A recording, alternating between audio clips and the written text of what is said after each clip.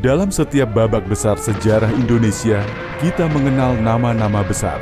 Para orator revolusi, para panglima perang, para pemimpin yang memegang kendali sejarah. Tapi sejarah bukan hanya milik mereka yang suaranya menggema lantang di podium atau yang fotonya terpampang di dinding-dinding kekuasaan. Ada pula mereka yang memilih jalan sepi, yang suaranya berbisik, tapi justru menjaga arah bangsa ini tetap pada relnya. Salah satu dari mereka adalah Tahi Bonar Simatupang, seorang jenderal muda, pemikir tajam, dan penjaga nurani Republik. Di tengah gejolak sejarah, ketika begitu banyak yang tergoda untuk mengambil lebih dari yang diberikan bangsa, Simatupang memilih sebaliknya. Ia bukan pencari kekuasaan, ia adalah pencari makna.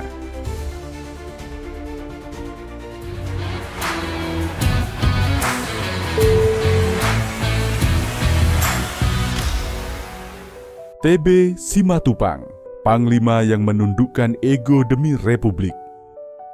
Tahi Bonar Simatupang lahir pada 28 Januari 1920 di kota kecil Sidikalang, Sumatera Utara. Ia lahir dari keluarga Batak Kristen yang taat, yang menanamkan nilai disiplin, tanggung jawab, dan keteguhan moral sejak dini. Ayahnya adalah seorang guru, sosok panutan yang mengajarkan pentingnya pendidikan dan integritas. Ibunya, walau pendiam, adalah tiang rumah tangga yang kokoh. Dari mereka, Simatupang belajar satu hal penting, bahwa kekuatan sejati tidak selalu terlihat di permukaan. Bahwa kekuasaan sejati adalah penguasaan atas diri sendiri. Sejak kecil, Simatupang sudah menunjukkan keunikan. Ia senang membaca, bukan hanya buku pelajaran, tapi juga buku sejarah, filsafat, dan agama. Ia memiliki rasa ingin tahu yang luar biasa dan naluri kepemimpinan yang muncul secara alami. Pendidikan dasarnya ia tempuh di Tarutung, kemudian melanjutkan ke Mulo dan AMS di Yogyakarta, suatu perjalanan intelektual yang membawa anak kampung ini ke jantung pemikiran nasionalisme Indonesia. Disinilah ia mulai bersentuhan dengan ide-ide besar tentang kemerdekaan, keadilan, dan masa depan bangsa. Ketika bangsa ini mulai menggeliat menuju kemerdekaan, Simatupang tidak ingin menjadi penonton. Ia memilih terjun. Ia memilih untuk menjadi bagian dari perubahan.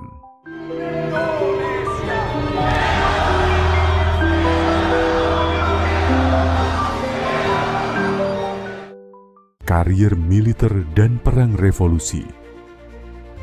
Setelah proklamasi kemerdekaan, Indonesia tidak serta-merta merdeka secara utuh. Ancaman datang dari berbagai arah, terutama dari Belanda yang ingin kembali menjajah. Dalam situasi genting ini, Simatupang bergabung dengan Tentara Republik Indonesia. Usianya baru 25 tahun. Tapi dalam usia semuda itu, ia tidak hanya mengangkat senjata. Ia mengangkat cara berpikir baru tentang tentara dan peranannya dalam sebuah negara merdeka. Di medan tempur, ia membuktikan kemampuannya. Tapi pikirannya tidak pernah jauh dari prinsip. Ia sering mengatakan, tentara bukan alat kekuasaan. Tentara adalah alat negara. Ia tunduk pada konstitusi, bukan pada orang. Pada tahun 1950, dalam usia awal 30-an, Simatupang ditunjuk sebagai Kepala Staf Angkatan Perang Republik Indonesia, menggantikan Jenderal Sudirman yang wafat. Ia menjadi jenderal termuda kala itu. Tapi inilah yang menarik, ketika banyak orang mengejar jabatan, Simatupang justru merasa jabatan itu adalah beban moral. Di puncak kekuasaan, ia justru menunjukkan sikap yang langka, kerendahan hati, dan kehati-hatian dalam setiap langkah.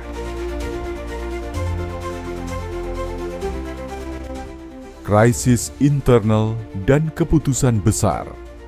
Tahun-tahun awal, Republik penuh dengan tarik-menarik antara sipil dan militer. Banyak perwira tinggi yang merasa tentara berhak menentukan arah negara, tapi tidak dengan Simatupang. Ia berdiri di posisi yang sunyi. Ia menentang militerisme. Ia percaya bahwa republik ini hanya bisa bertahan jika militer tunduk pada supremasi sipil. Sikap ini tidak populer. Ia dicap terlalu idealis. bahkan dianggap terlalu lembek. Beberapa koleganya menyindirnya sebagai jenderal yang lebih cocok jadi dosen daripada panglima. Tapi Simatupang tidak goyah. Tahun 1953 menjadi titik balik dalam karir militer TB Simatupang. Setelah menjabat sebagai Kepala Staf Angkatan Perang (KSAP) sejak 1950, posisinya dihapuskan oleh Presiden Soekarno pada 4 November 1953. Keputusan ini dipengaruhi oleh ketegangan antara militer dan pemerintah sipil, serta sikap kritis Simatupang terhadap intervensi politik dalam tubuh militer. Salah satu peristiwa penting yang memicu ketegangan ini adalah penolakan Simatupang terhadap permintaan Presiden Soekarno untuk mengganti Kolonel A.H. Nasution dari jabatannya sebagai Kepala Staf Angkatan Darat. Simatupang menilai bahwa tindakan tersebut dapat menjadi preseden buruk bagi profesionalisme militer di masa depan.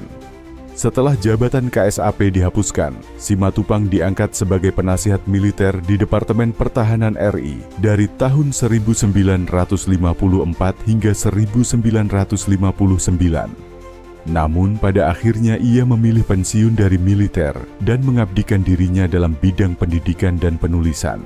Banyak yang menyangka itu akhir dari kisahnya. Tapi sejatinya, itulah awal dari babak baru. Menjadi intelektual dan penulis. Setelah mundur dari militer, Simatupang tidak tenggelam. Ia tidak mencari panggung baru di politik atau kekuasaan.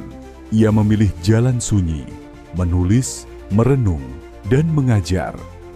Ia menulis buku-buku penting seperti Laporan dari Banaran, Iman Kristen dan Pancasila, serta Pelopor dalam Perang, Pelopor dalam Damai. Bukan memoar kemenangan, bukan glorifikasi masa lalu, melainkan refleksi yang dalam tentang apa artinya menjadi pemimpin yang setia, jujur, dan bertanggung jawab. Dalam tulisan-tulisannya, Simatupang mempertanyakan banyak hal. Aku mengkritik dengan tajam, tapi juga menawarkan harapan. Ia bicara tentang nilai, bukan sekadar strategi. Tentang arah moral bangsa, bukan sekadar statistik pembangunan. Ia menjadi rujukan moral bagi banyak kalangan, baik militer maupun sipil. Ia mengajarkan bahwa berpikir kritis dan memiliki hati nurani adalah dua hal yang tidak bisa dipisahkan dalam membangun bangsa. Warisan dan pengakuan. Tahi Bonar Simatupang wafat pada 1 Januari 1990. Ia pergi dalam kesederhanaan, tanpa gegap gempita, tanpa pesta perpisahan. Namun sejarah tidak pernah benar-benar melupakannya. Pada tahun 2013, Presiden Susilo Bambang Yudhoyono menganugerahkan gelar pahlawan nasional untuknya. Bukan karena pangkat jenderalnya, tapi karena nilai-nilai yang ia perjuangkan, kejujuran, kesetiaan, dan keberanian moral. Kini, beberapa jalan dan institusi pendidikan memakai namanya. Tapi warisan sejatinya bukan itu. Warisan Simatupang adalah kompas moral bagi bangsa ini. Ia mengajarkan bahwa kekuatan sejati bukan pada peluru atau pangkat, tapi pada kemampuan menahan diri. Keberanian sejati bukan soal menyerang, tapi soal menundukkan ego ketika kekuasaan datang menggoda. Dalam peta sejarah Indonesia, TB Simatupang bukan sekadar nama. Ia adalah arah. Ia adalah prinsip. Ia adalah suara hati nurani di tengah hingar-bingar ambisi. Tahi Bonar Simatupang, panglima yang tidak hanya memimpin pasukan, tapi memimpin hati. Yang memilih nilai di atas kekuasaan, yang menundukkan ego demi republik. Bukan jenderal biasa, tapi penjaga nurani bangsa.